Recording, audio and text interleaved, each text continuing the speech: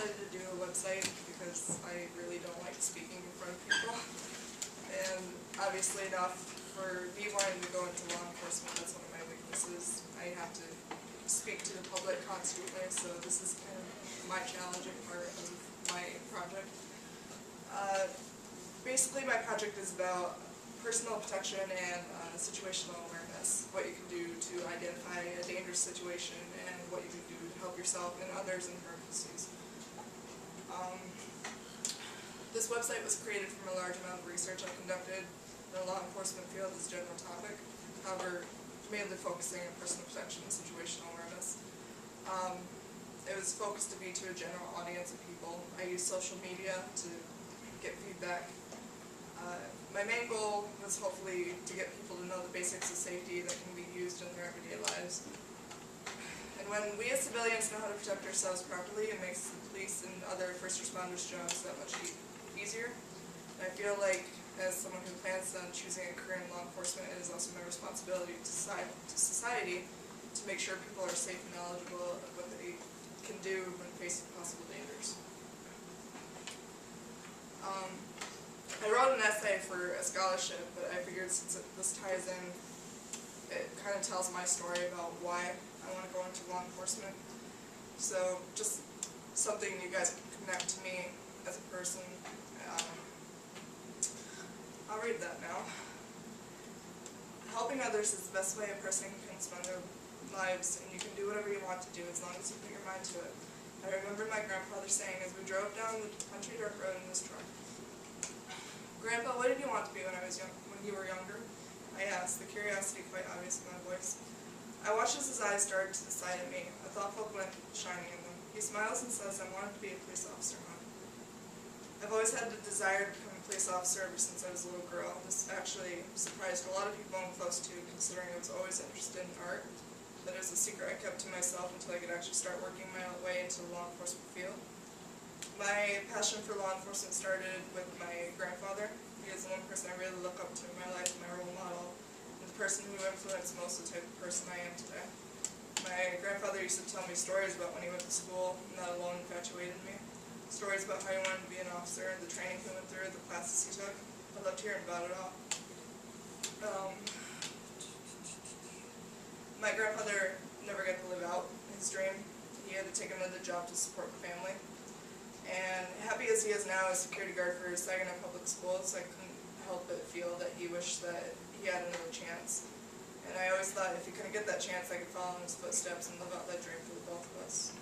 And I've always felt like I kind of owed it to him. And the day I can stand in front of the uniform in front of my family and my friends, and especially him, that's the day I know I would make them proud and make him proud. And to me, that would be the greatest feeling in the world. As I grew older, I began to realize that a police officer is nothing like it seemed to be. I started to understand the role of the police more as time passed. They are not a symbol of power, rather they are a symbol of peace. And society needs those willing to uphold the law that's been set out. And through my research and through my job shadowing experiences and so on, I've come to find that the police force is the best way I can apply myself to help others. Police officers serve as a vital piece of our community and as protectors and educators, and they're there for us not only for the worst of times, but for the best as well. Becoming a police officer would mean that I am in a position to make a significant difference in my community and people's lives every day. I will be able to help those who may not be able to help themselves, and I will be a mentor to the upcoming generation, a positive role model that they can look up to as an example. I will be able to instill the inspiration in them as my grandfather and others gave to me, and knowing this, I would take a lot of pride in myself and my work. So that's just kind of my story, a little bit of me. Personal protection, basically self-defense and what you should know about the law. Self-defense is a term that is misinterpreted by many because there's a fine line between self-defense and assault, and certain legal standards and boundaries that you must stay within.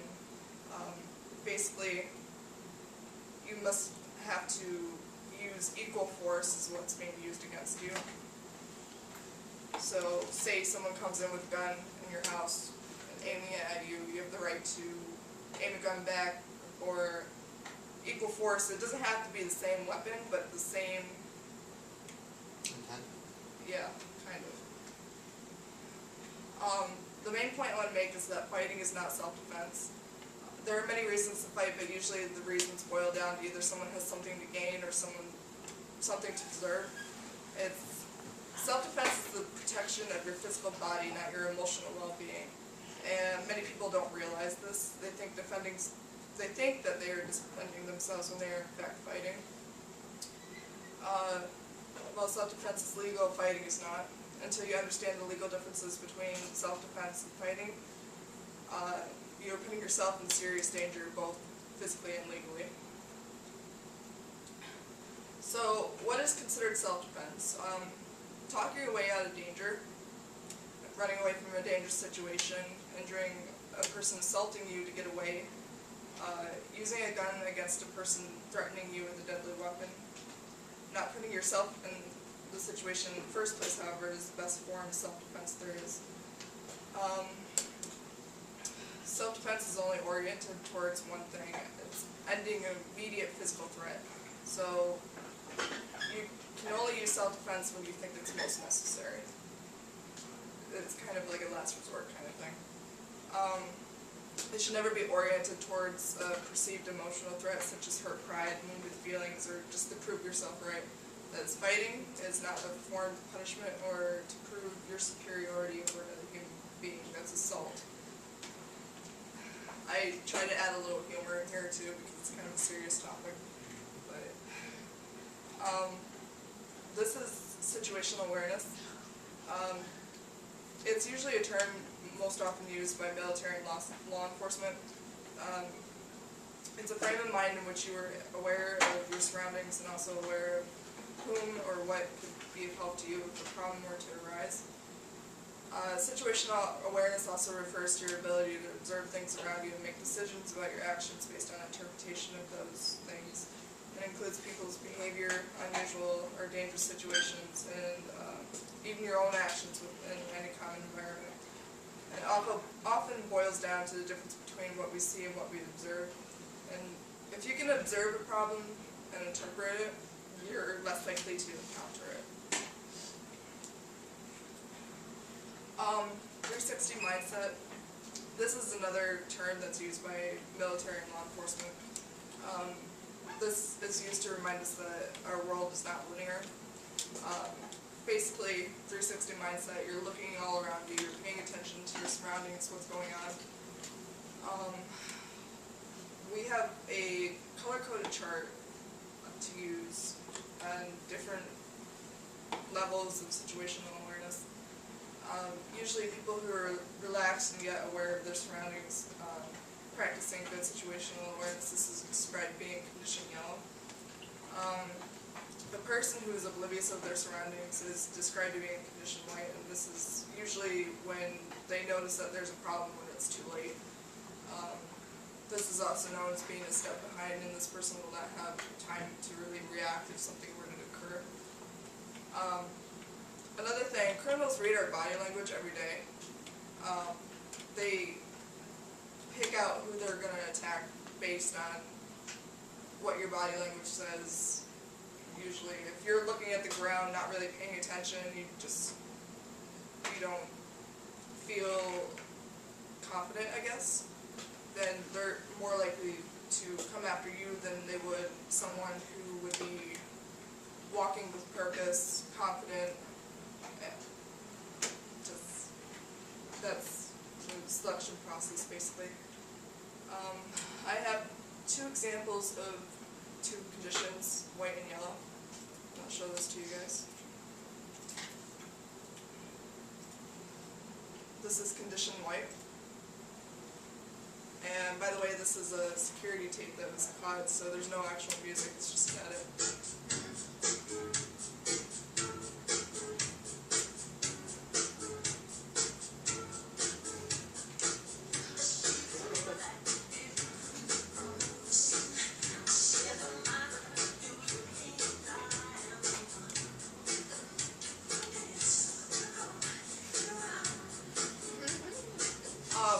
This guy, obviously, he's a cop, so the one who should funny thing is, the trooper I worked with, she personally knows this guy. Apparently 2 hours after they caught this tape, this store was robbed. And so, when they were going through, obviously they had to make fun of it, put it on YouTube.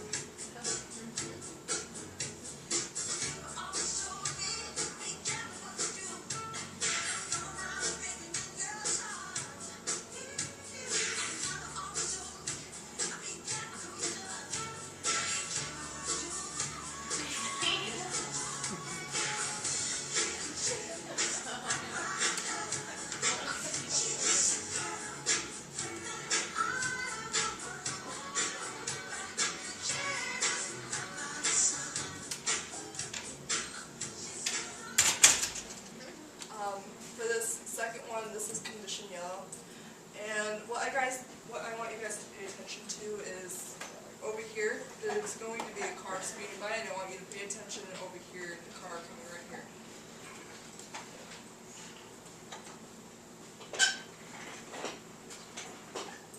Oh my God. If this person hadn't been paying attention, that could have been a horrible wreck. And also, the other person behind them.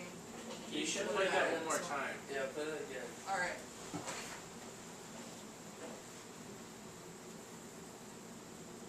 Oh my God. Oh, so he did this weird. Just shot the gap. Wait, can you play it again? It's really hard to see, so if you guys need to stay up, just, Look at the right side of the screen. You gotta be Boom. Oh my God. Everybody's like, He's looking at the white van. I would have Imagine you're like, So, those are just examples of conditions of awareness. So, basically I wanted to do different situations, but I didn't have enough time with all the research I had to do in order to get as much as I did done.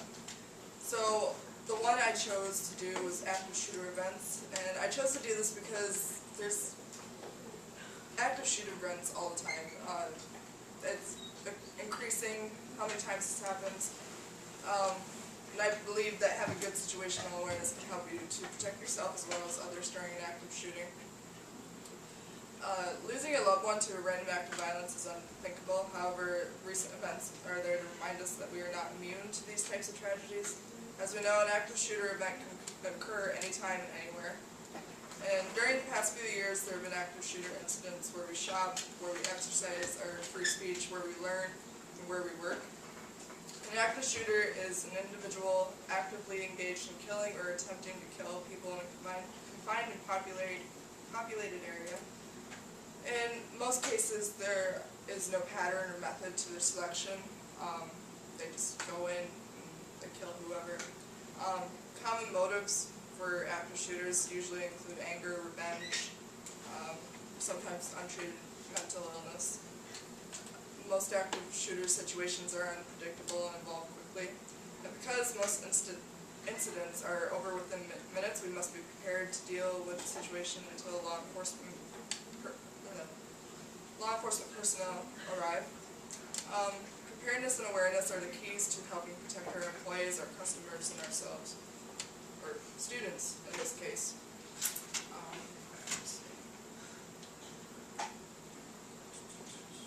And I have one last video for you guys.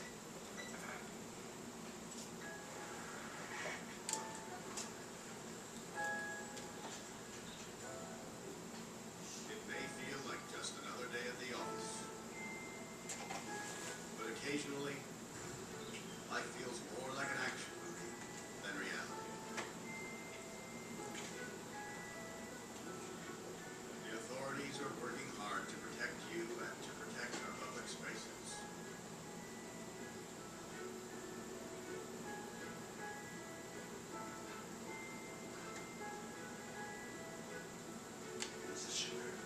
But sometimes bad people do bad things.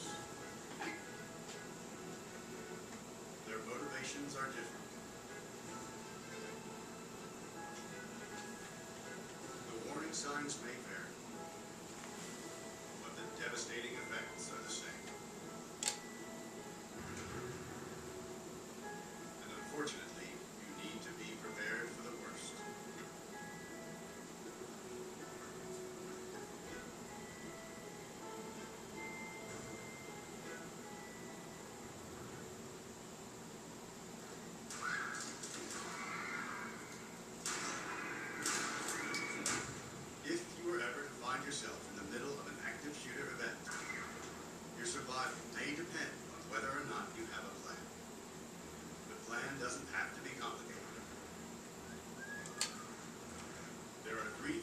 could do that make a difference. Run, hide, fight. First and foremost, if you can get out, do.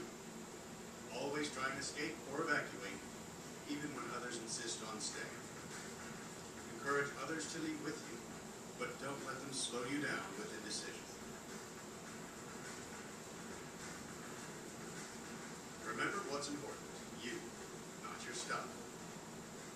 Leave your belongings behind and try to find a way to get out safely. Trying to get yourself out of harm's way needs to be your #1 priority. Once you're out of the line of fire, try to prevent others from walking into the danger zone and call 911.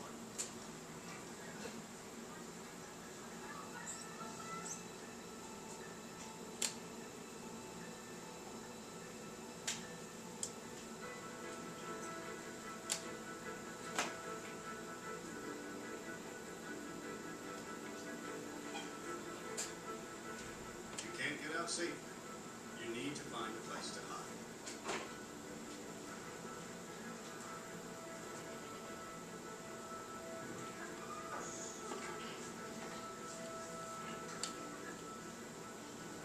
Act quickly and quietly. Try to secure your hiding place the best you can.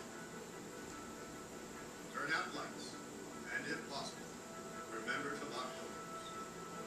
Silence your ringer and vibration mode on your cell phone. And if you can't find a safe room or closet, try to conceal yourself behind large objects that may protect you. Do your best to remain quiet and calm.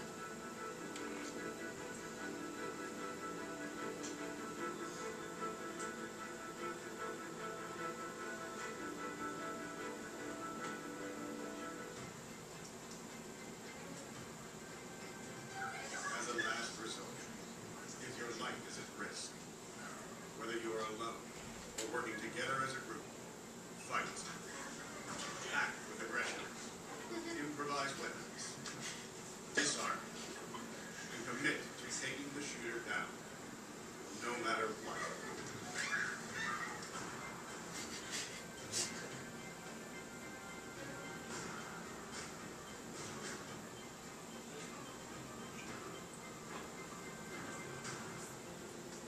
Try to be aware of your environment. Always have an exit plan. Know that in an incident like this, victims are generally chosen randomly.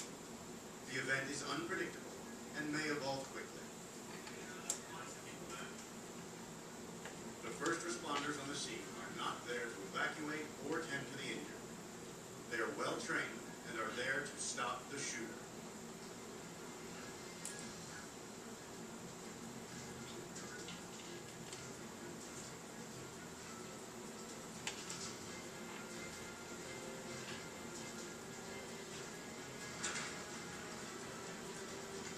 Your actions can make a difference for your safety and survival.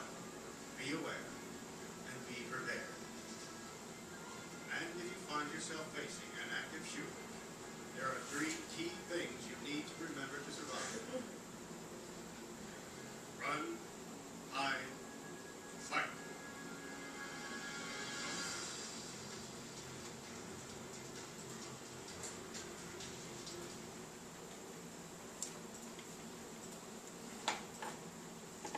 So, with that sheet I handed out to you guys, or whatever you saw in the presentation, can I have some people tell me what they learned? If you learned anything new?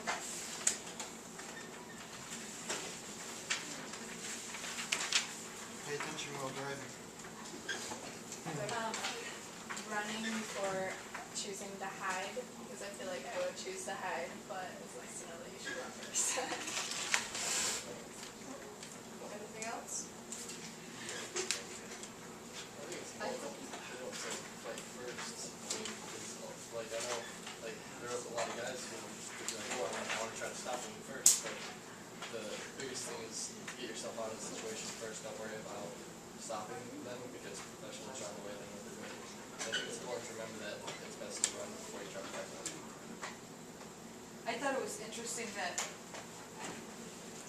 the police, when they first come on the scene, you need to know that they're not there to evacuate you. I think that if I were in that situation, I would be like, get me out of here. But their first job is to stop the To shooting, stop and the I thought that was really interesting. That was great information. I think everybody should have to watch that video. Well, Which one? That last one, I thought was, I just think that's I really. thought the cop bit was pretty good. well, that's my presentation. I hope you guys learned something new. What?